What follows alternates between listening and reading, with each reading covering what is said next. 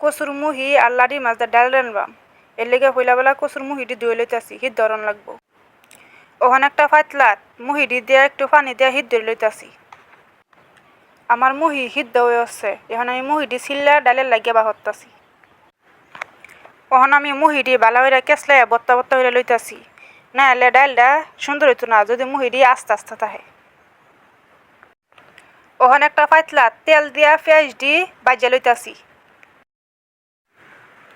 পেঁয়াজটা আমার লাল লাল করে ভাজা হয়ে গেছে। একটু জিরা বাটা,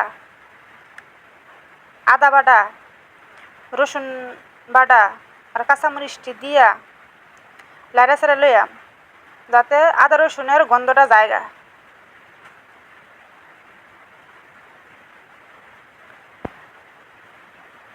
মরিচের গুঁড়া, লবণ, হলদির গুঁড়া, ধনিয়ার গুঁড়া দিয়া লাড়া ছাড়া লইয়াম।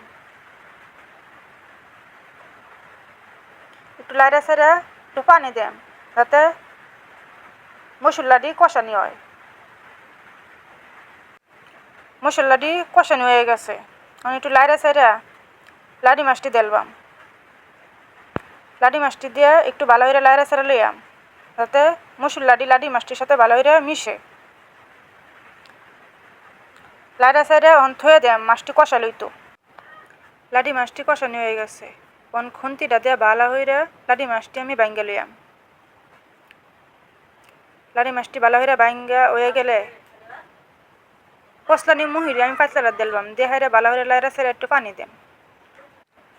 ডালটা এবার লাড়া ছাড়া যখন দেখবেন হুটকা উঠতেছে, তখন দেখবেন ডালটা কষানি হয়ে গেছে।